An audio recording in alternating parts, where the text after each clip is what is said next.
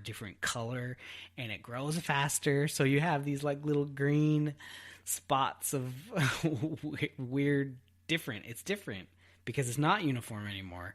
So it's like it's really hard to match what you had. So I guess if you can find out somehow, if you can find out, then it can help you uniform it more. Or I don't know what else you would do. Just use a different kind of make sure it's a mix. So it has a blend or a mix is a really good idea. Yeah. So, just real quick, I was thinking about alternatives to turf grass. I mean, we're talking about turf grass and how to make your grass perfect. And we've got a lot of great suggestions. But what if for whatever reason you can't have turf grass, right? What are some what are some alternatives to what are our options, you know? I guess it just depends on what the use is for it. So if you want to have an activity space, you could use artificial turf. My sister has some, and it looks great. And you install it, and it's done. No maintenance. It's always green.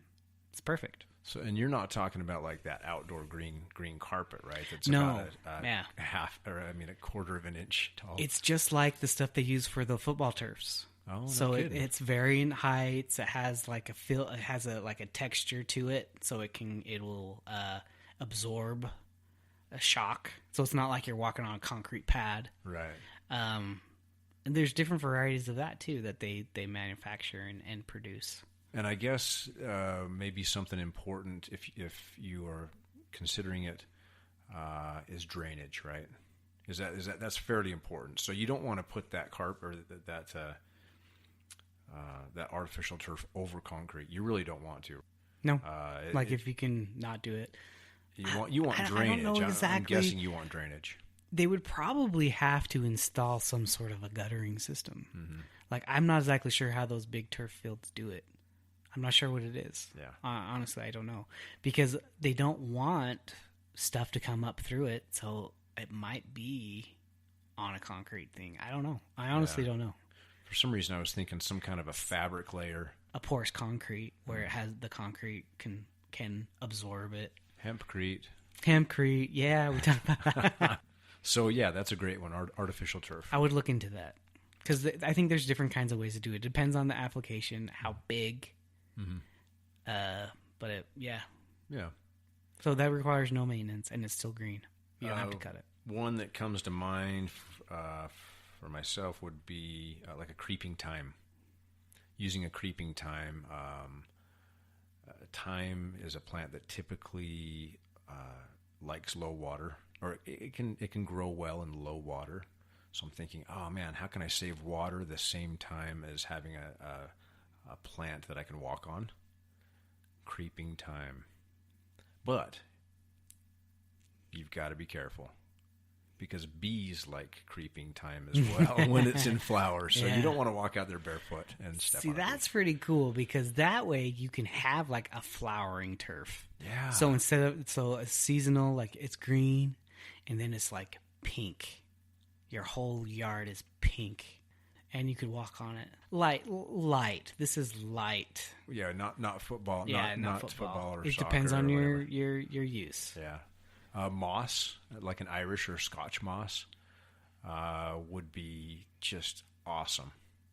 If it's probably a very small area. Yeah. I can't imagine seeing. I would love to see a 20 by 20 spot of that moss, but I just don't think it's realistic. Yeah, it'd be too hard. We're too arid.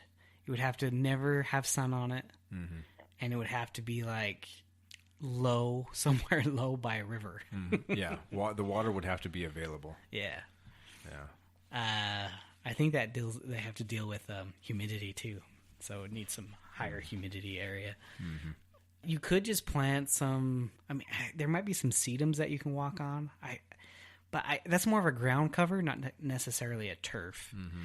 There are different kinds of grasses that you can use, not necessarily like a buffalo grass. I think we mentioned that before. Yep. But it's kind of more of a prairie look. What was the other one we talked about? It was Curtipendula. Yes. Blue grama? Yes. Yes, Blue Grandma. Yep. And the thing that's cool about that is it will be a prairie look, right? But you can still cut it. You can still mow it. And it's just not that deep emerald green, but you can mow it and maintain it and tend it and make it look, presentable. I personally like the flower stalk on that grandma grass. Oh, it's gorgeous. That is unbelievable. The unibrow. Exactly. And when the light shines through those little tiny seed heads, just kind of sitting there pendulating and whipping in the wind. Oh man, it's beautiful. Yeah.